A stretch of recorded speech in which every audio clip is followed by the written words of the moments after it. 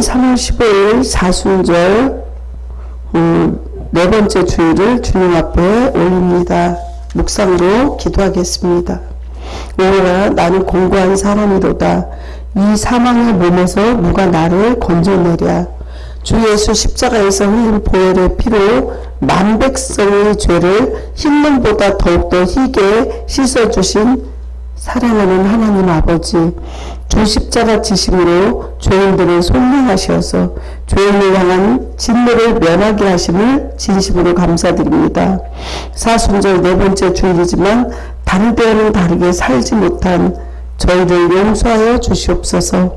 신령과 진정으로 예배하는 저희에게 십자가의 도를 깨닫고 주님이 대신 져주신 십자가를 정말 우리도 고난에 동참하는 2026년 사순절이 되게 하옵소서. 우리 주 예수 그리스도의 이름으로 간절히 기도합니다. 우리 회개의 고백의 기도를 올립니다. 독생자 예수 그리스도의 고난과 죽음을 통하여 천국의 소망을 주신 하나님 아버지, 지난 한 주간에도 세상에서 죄악과 더불어 살면서 사망의 올무에 걸려 영원한 지옥불에 태워져야 할 저희에게 회개하고 거듭날 기회를 주심을 감사합니다. 이제부터는 내 생각대로 살아가려는 어리석은 고집불통 같은 그러한 길에서 정말 회개하고 주님 앞에 온전히 주님 앞에 24시간 예배로 헌신하는 그런 삶으로 살게 해주시옵소서. 우리의 모든 것을 용서해 주시는 주님, 회개의 영을 부어주시옵시고 우리 입술엔 파수꾼을 세워주시옵시고 정말 우리 안에 정직한 영을 세워주셔서 주님의 은혜로 매일매일 속사람은 새로워지고 겉사람은 후패하여 그리스도를 알아가는 그 지식이 깊이와 넓이와 높이가 더해가게 해주세요. 우리를 죄에서 구원하신 예수 그리스도 이름으로 감사하며 기도드립니다. 아멘. 찬양으로 다같이 신앙을 고백하시겠습니다. 나는 전능하신 아버지 하나님 천지의 창조주를 믿습니다. 나는 그의 유일하신 아들 우리 주 예수 그리스도를 믿습니다.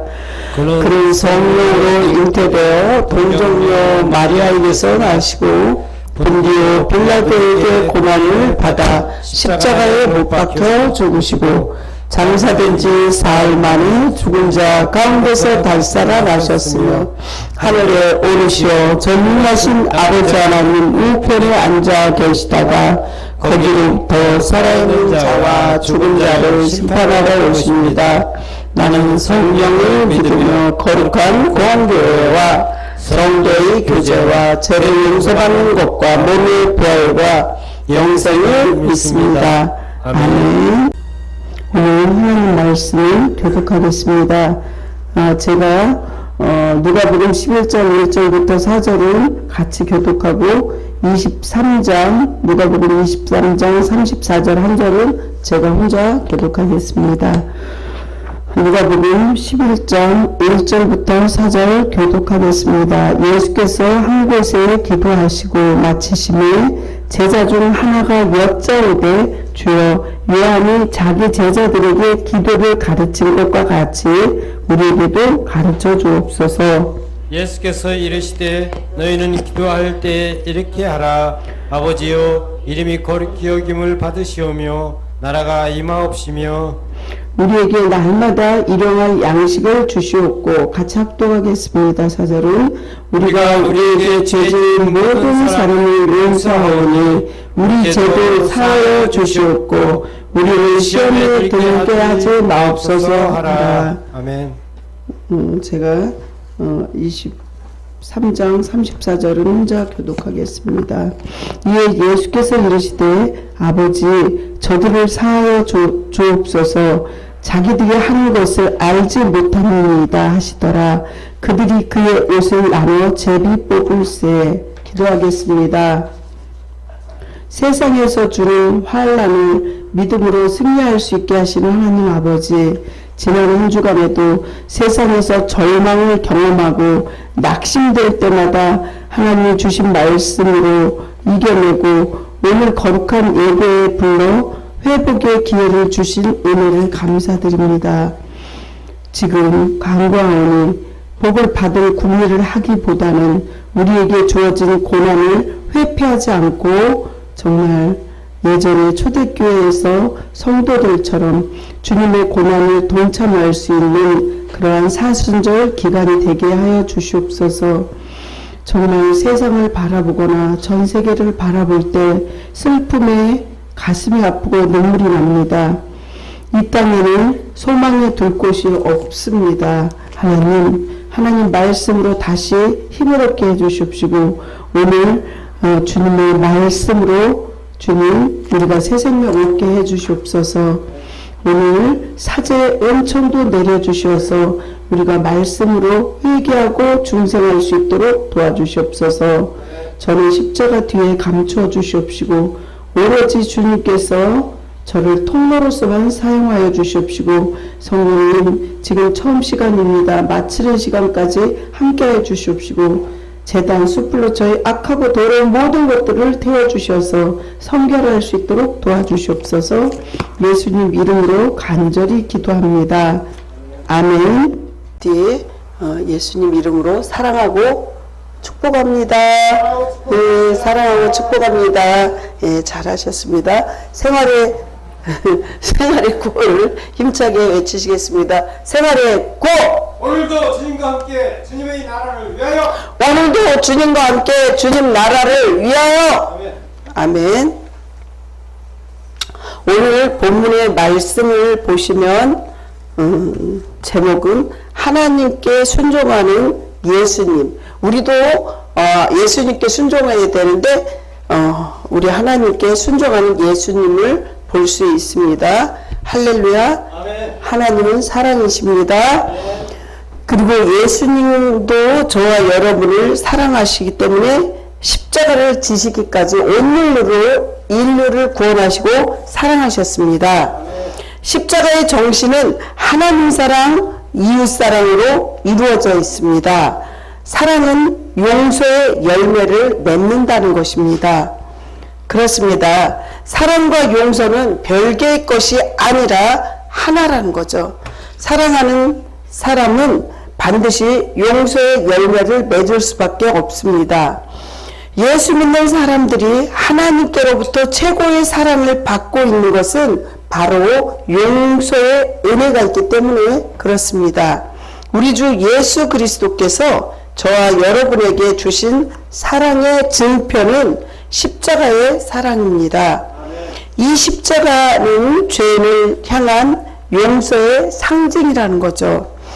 따라서 주님의 사랑을 아는 자는 죄인을 반드시 용서할 수 있도록 되어 있다는 것입니다.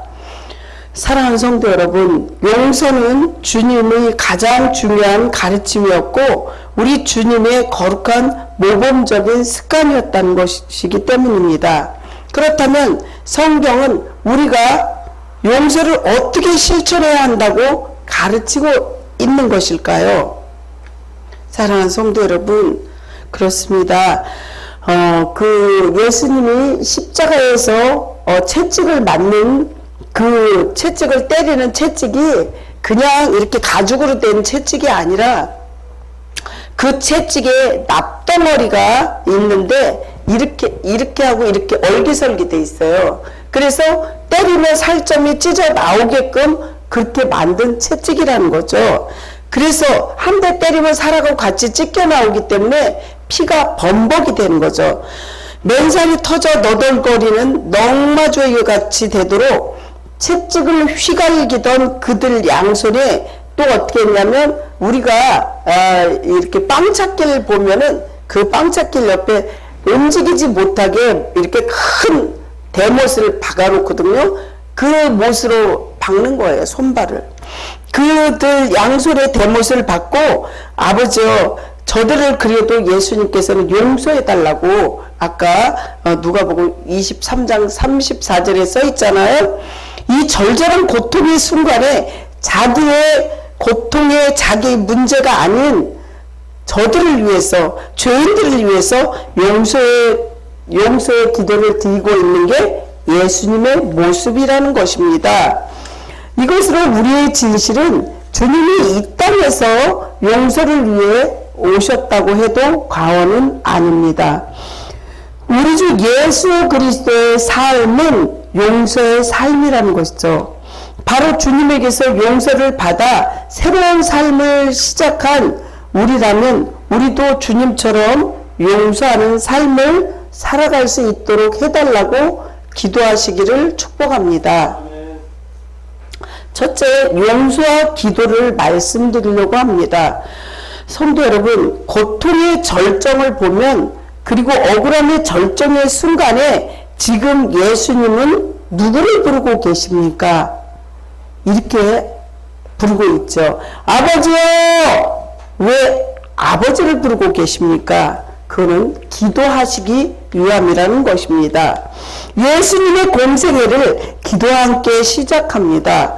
그리고 주님의 생애 마지막 또한 기도였다는 것입니다. 주님의 생애 전체는 아버지 하나님과의 기도의 교제 안에 있던 삶이라는 것입니다. 이 기도의 삶은 주님에게 용서의 삶을 살게 했던 것입니다. 그렇습니다. 도저히 용서할 수 없다고 생각되는 여러분들 그러한 이웃은 있습니까? 참 고통스러울 때도 여러분들이 있었을 거예요. 하지만 저는 그렇게 생각해요. 그 어떤 사람도 용서할 수 없다 이게 아니라 하나님께 맡기는 거죠. 죄의 심판은 하나님이 하는 거지 내가 하는 게 아니니까 그들을 축복 기도만 해주면 원수 갚는 건 하나님이 하신다고 성경에 써 있으니까 저는 거기서 조금 자유로워질 수 있더라고요. 그렇다고 그게 쉬운 문제는 아니에요. 하지만 그래도 하나님 앞에 모든 것을 맡길 때 나는 자유함이 있다는 것을 여러분들 아시기 바랍니다. 그래서 정말 그 사람들 위해서 기도해 보셨습니까? 주님이 어떻게 가르치고 계십니까? 나는 너에게 이르노니 너희 원수를 사랑하며 너희를 핍박받는 자를 위하여 기도하라. 주님의 마음에는 용서하지 못할 그 누구도 남아있지 않았습니다. 사랑하는 성도 여러분, 도저히 용서하지 못할 것 같습니까? 그러면 우리는 그 기도 제목을 갖고 아버지 앞에 나가야 합니다. 그리고 기도를 한번 다시 시작해 봐야 되겠죠. 성령님께서 도와주실 것입니다. 만약에 골고다 언덕에 올라가서 지금 예수님을 십자가에서 못 박았던 병정들에게 우리가 이런 질문을 한번 던져봅시다. 당신들이 지금 무슨 일을 하고 있는지 아십니까? 이렇게 물어볼 수 있겠죠. 물론 다 한다고 대답할 수 있을 것입니다. 그러나 주님은 그들이 모른다고 말씀하십니다. 뭘 몰랐을까요? 그들은 우리 주님이 지금 자기들이 못 받고 있는 예수님이 하나님의 아들이심을 또한 그분이 얼마나 영광스럽고 거룩한 구세주인가를 몰랐다는 것이죠. 사랑하는 성도 여러분, 사도 바울은 고린도전서 2장 8절을 보면 이렇게 얘기하고 있어요. 만일 알았더라면 저들이 영광의 주를 십자가에서 못 박지 아니하였으리라 이렇게 말합니다. 사도 베드로는 사도행전 3장 17절을 보면 형제들이 너희를 너희가 알지 못하고 그리하였으면 너희 관원들도 알지 못하여 그리하였도다 이렇게 말합니다. 성도 여러분, 과연 그들이 인간의 허물과 죄를 담당하고 구원하시기 위해서 지금 그 십자가에 달리시는 주님의 사랑을 알았을까요? 아마도 몰랐을 것 같아요. 그 미지한 그들을 위해 예수님께서는 아버지여 저들을 사하여 주옵소서, 저들이 하는 것을 저들이 무슨 짓인지 모릅니다. 이렇게 주기도문에 정말 이어서 아까 누가복음 23장 34절에 그 정말 강도들하고 같이 십자가 옆에 못 박힌 그들을 위해서 기도의 내용이거든요. 그게요. 그래서 그들은 모른 거예요. 저들을 사여주래요.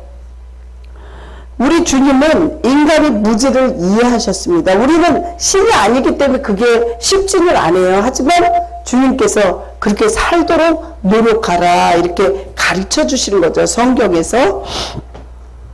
그랬기 때문에 용서하는 기도를 하실 수 있었습니다.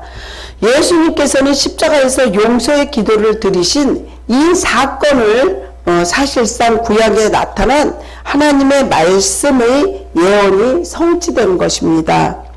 십자가 사건 수백 년 전에 선지자 이사야를 통해서 놀라운 예언이 있었습니다. 이사야 53장 12절을 보면요, 이렇게 말씀하시죠. 그러므로 내가 그에게 존귀한 자와 함께 몫을 받게 하며 강한 자와 함께 탈취한 것을 나누게 하리니 이는 그가 자기 영혼을 버려 사망에 이르게 하며 범죄자 중 하나로 헤아림을 받았음이니라. 그러나 그가 많은 사람의 죄를 담당하며 범죄자를 위하여 기도하였느니라. 이사야 말씀이죠. 이것은 메시아 되신 바로 예수님이 범죄자 중에 하나로 헤아림을 입고 많은 사람의 죄를 지고 기도하리라는 내용입니다. 그게 이제 어린 양 예수님이죠. 우리의 죄를 지고 온 인류를 그 죄를 담당하시고 십자가에서 못 박히신 거죠. 이 십자가 사건으로 인해서 우리의 그 죄를 정말 다 허물을 용서해 주신 거예요. 그게 이제 원죄라는 거예요. 원죄. 우리의 엄마의 뱃속에서 응앙하고 나올 때 그때부터 죄예요. 그게 원죄예요. 엄마의 젖꼭지를 꽉 물은 그것도 죄라는 거죠. 그래서 원죄는 예수님이 십자가에 지심으로써 다 용서함을 깨끗하게 받았지만 또 하나 무슨 죄가 있을까요? 자범죄예요. 자범죄. 우리가 매일매일 스스로 짓는 자범죄. 그건 우리가 회개해야 돼요. 아시겠습니까? 그래서 우리가 회개함으로써 거듭나는 거죠. 그거 보고 중생이라고 그래요. 그래서 매일매일 회개하면서 중생하고 천국 갈 때는 어떻게 해야 돼요? 성화가 돼야 돼요. 더러운 죄의 모습을 갖고는 천국을 못 가잖아요. 그래서 회개하라는 거예요. 예수님이 회개하라! 천국이 가까워졌다 이렇게 하셨잖아요. 그렇기 때문에 우리가 자범죄를 우리가 회개해야 돼요. 자범죄까지 예수님 보고 회개하라 그러면 안 돼요. 우리의 죄는 우리가 회개하고 2000년 전에 십자가에서 못 박히신 거 원죄는 우리가 다 해결이 됐다는 걸 기억하시고 정말 예전에 내가 예수님 믿기 전에 지은 죄 해결이 됐는데 계속 과거에 못 잊어서 과거를 되새김질하면 안 된다는 것이죠. 아멘. 그렇습니다. 이게 쉽지는 않지만 이제 이렇게 하나씩 주님의 말씀을 도움받아서 이렇게 새 사람이 되어야 되겠죠. 주님이 이 땅에 오시기 수백 년 전에 선지자 이사야를 통해서 이미 예언된 말씀입니다.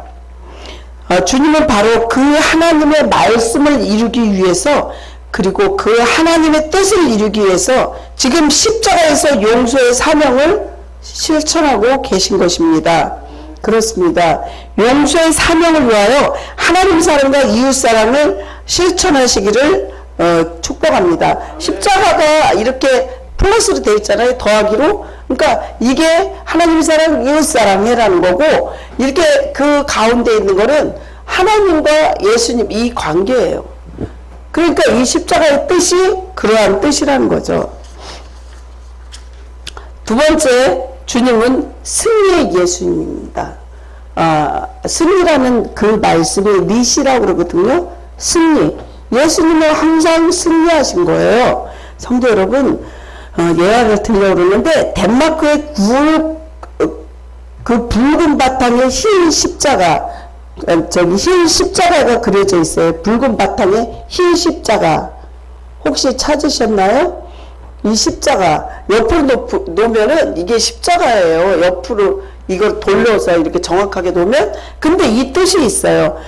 붉은 바탕에 흰 십자가를 그린 이유가 있다고 합니다. 덴마크의 발데마르 왕이 에스파냐 전쟁에서 고전을 겪고 있었습니다. 그때 전쟁으로 인하여 마음이 불안했던 발데마르 왕이 하나님께 기도하기를 하나님, 전쟁은 하나님께 속한 것인 줄 믿습니다. 이 전쟁을 하나님 손에 맡겨드립니다. 이렇게 기도했습니다.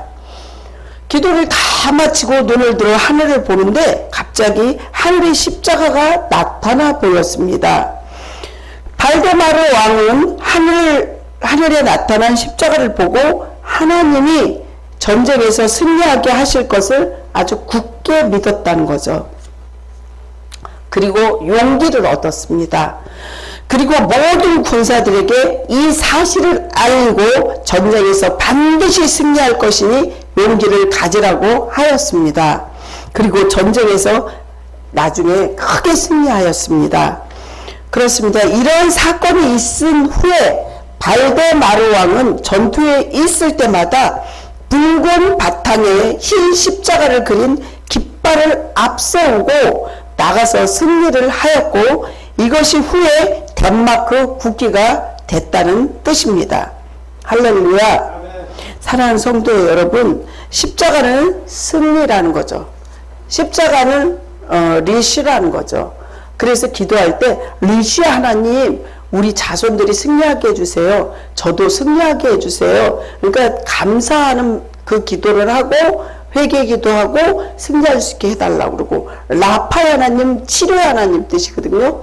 라파의 하나님, 우리 아픈 누구를 치료해 주세요. 이렇게 정말 한 사람 한 사람을 위해서 기도하실 때 그 말씀을, 그 뜻을 알고 기도하시면 더 기도에 승리할 줄 믿습니다. 그렇습니다. 예수님은 모든 세상 사람들에게 철저하게 배신당하여 십자가에 달리셨습니다. 지금이 사순절 기간이거든요. 예수님이 십자가에 못 박히시고 그런 고통당하는 기간이에요. 하나님을 잘 섬긴다는 제사장들도, 성경에 능통하다는 종교의 지도자인 바리새인들도, 또한 율법사, 서기관, 장로들도 예수님을 배척했다는 거죠. 예수님을 배신했다는 거죠. 예수님을 따라다니던 제자, 12제자들조차도 그 중에서 예수님을 팔아버린 사람도 있고 배신한 자들이 있다는 것이죠. 12제자들하고 매일 먹고 자고 그렇게 몇 년을 그렇게 했어요. 아침, 점심, 저녁 같이 먹고 교육도 시키고 그랬던 제자들조차도 예수님을 배반하고 버렸다는 거예요. 사랑하는 성도 여러분, 베드로는 어땠어요?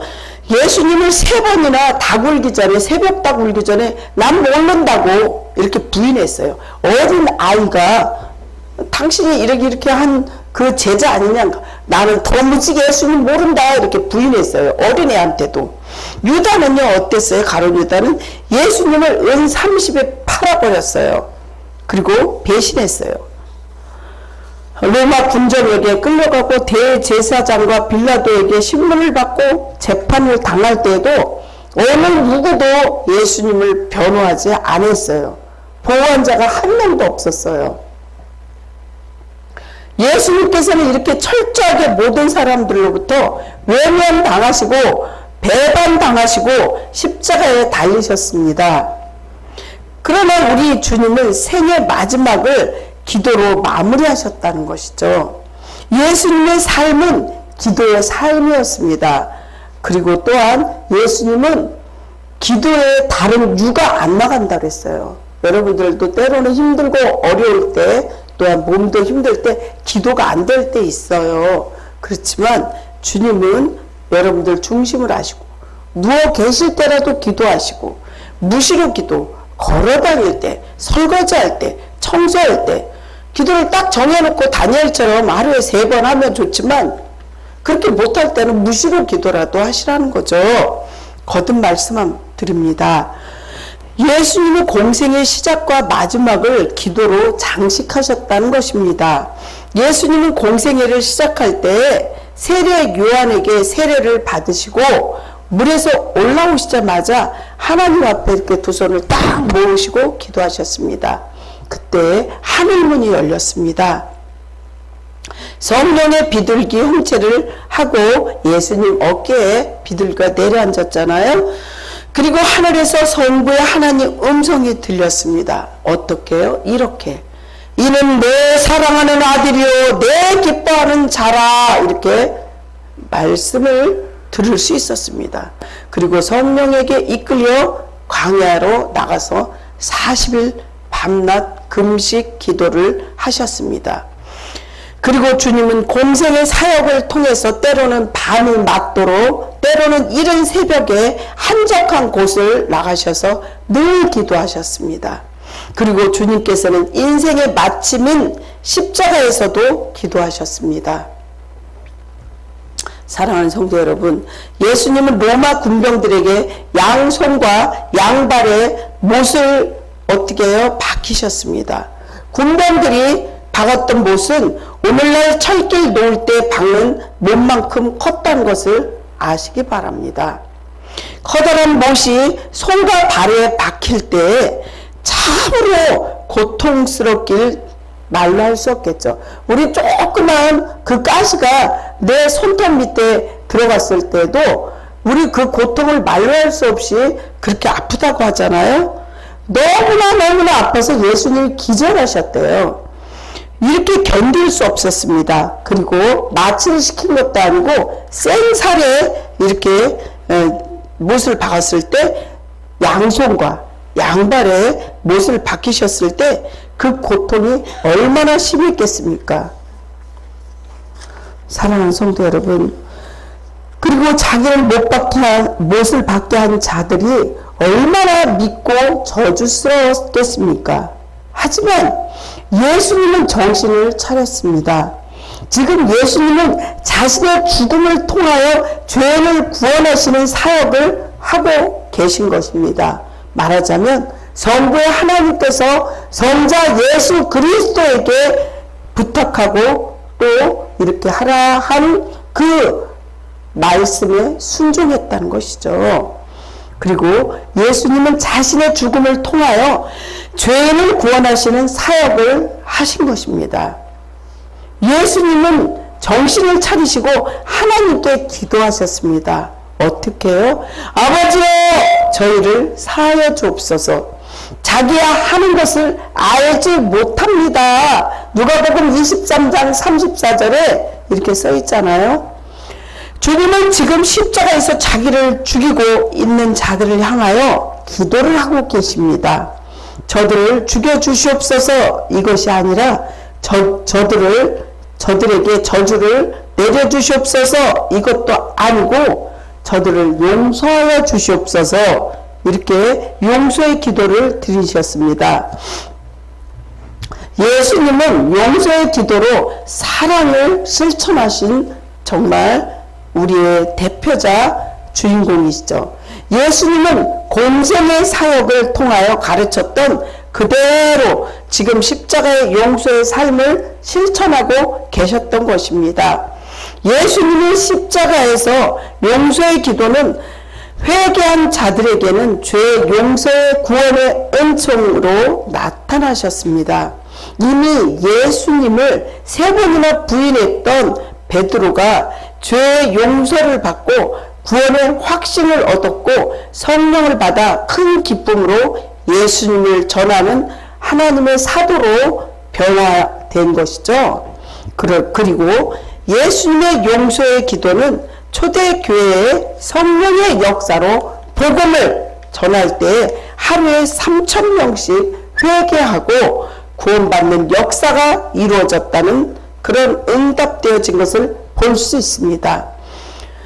베드로가 외치는 복음을 듣고 유대 백성들은 회개를 하였고 예수님을 주님으로 영접함으로써 제 용서함과 거룩한 구원을 받은 것입니다. 그렇습니다. 그러나 반대로 회개하지 않는 자들에게는 제 용서함과 구원의 은총이 절대로 주어지지 않습니다. 그 대표적인 사람은 누구일까요?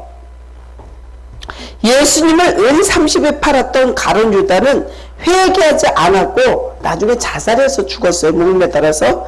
그의 영혼은 지옥에 떨어졌습니다. 예수님을 죽이라고 내어준 빌라도가 회개하지 않았어요. 그 사람도. 빌라도의 보고서라는 기록에 의하면 빌라도는 정신 착막에 시달리다가 나중에 일생을 그렇게 마쳤습니다. 그의 영혼도 지옥에 떨어졌습니다. 그렇습니다. 사도행전을 보면 허다한 제사장의 무리들도 결국에는 회개하고 죄 용서를 받았고 예수를 믿어 구원의 은총을 힘입었습니다. 그러나 또 다른 그 무리들을 보면요, 끝까지 자신들의 신앙을 고집하다가 영원한 지옥불에 들어갔다는 것이죠. 회개한 자만이 죄 용서함을 받을 수 있고 구원함을 받을 수 있다는 걸 꼭 기억하시기 바랍니다. 저는 우리 신흥은혜교회가 용서에 대해서 진지하게 생각해보고 이 용서를 실천하였으면 합니다. 우리 주님께서 가르쳐 주신 기도를 보면 크게 두 가지로 나눌 수 있습니다. 첫 번째는 주님의 이름을 높아지기를 기도하라는 것입니다. 두 번째는 우리의 죄를 사하여 달라고 기도해야 합니다. 주님의 이름을 높아지기 위해서는 어떻게 해야 합니까? 하나님 뜻이 이 땅에 실현되도록 해야 합니다. 말씀을 마무리하려고 합니다. 늘 용서와 기도로서 늘 승리를 이끌어주신 예수님을 신뢰하고 믿고 또 주님의 손을 꼭 붙잡고 승리하시길 축복합니다. 그리고 용서는 주님께서 회개하면 늘 위기를 기회로 삼게 될 수 있고 승리할 수 있도록 도와주실 줄로 믿으시기 바랍니다. 그렇습니다. 하나님의 뜻이 하나님 사랑, 이웃 사랑이고 이것이 이 땅에서 우리가 살아가는 이 땅에서 실현될 수 있도록 늘 깨어서 기도하고 사랑을 하나님 사랑, 이웃 사랑 실천하는 삶을 살아가시기를 예수님 이름으로 한 분 한 분 간절히 축원합니다. 기도하겠습니다.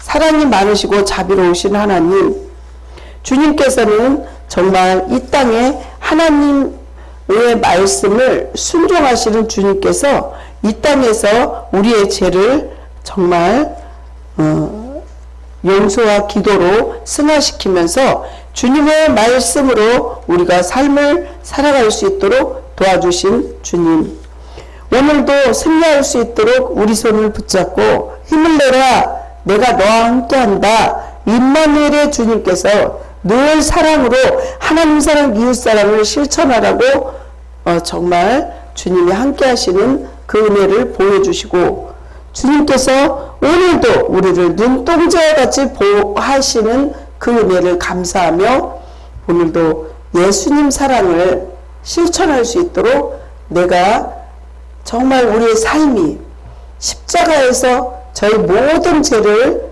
다 받고 정말 나는 죽고 예수로 살 수 있는 그러한 믿음의 성령 충만함을 허락하여 주시옵소서. 예수님 이름으로 기도합니다. 아멘. 감사하는 영혼이 하늘의 축복의 통로 되게 하시는 하나님 아버지, 은혜와 사랑에 감사하며 우리 가진 물질만이 아니라 우리 자신을 주께 드릴 믿음을 주심도 감사합니다. 사순절 네 번째 주일 아침 신흥은혜교회에 속한 주의 백성들이 한 주간 동안 땀 흘려 만든 모든 예물을 드립니다. 드리는 가정과 일터와 사업장과 자녀들 주님께서 함께해 주시옵시고 주님께서 그들의 생업을 책임져 주시옵시고 정말 자녀들도 하나님께서 지혜와 명철을 주셔서 새학기 들어서 하나님 앞에 은혜를 받고 성령 충만함을 받아서 하나를 배우면 10개, 100개를 깨우치는 지혜도 허락하여 주시옵시고 각 가정마다 어려운 가정들이 정말 또한 눌린 자에게 자유를, 가난한 자는 부유케 되고 병든 자는 치유함을 받아서 우리가 생각했던 것보다 보너스와 같은 그런 기적과 이적이 각 가정마다 일어날 수 있도록 주님께서 축복을 내려 주시옵소서. 예수님 이름으로 기도합니다. 아멘. 입니다. 지금은 죄인을 위하여 피 흘리시고 고통을 당하신 우리 구주 예수 그리스도의 은혜와 죽을 수밖에 없는 인간들을 살리기 위해 하나밖에 없는 독생자를 이 땅에 보내주신 하나님 아버지의 사랑하신가, 지금도 우리 가운데 계셔서 보호하시고 인도하시는 성령님의 은혜로우신 역사하심이, 위로 교통하심이, 하나님 뜻에 따라 살고자 날마다 다짐하고 믿음을 강구하는 성도들 머리머리 위에, 교회와 가정과 삶의 터전에 원근각지에 있는 모든 친척들 이제부터 영원토록 함께하여 주시옵기를 간절히 축원하옵나이다. 아멘.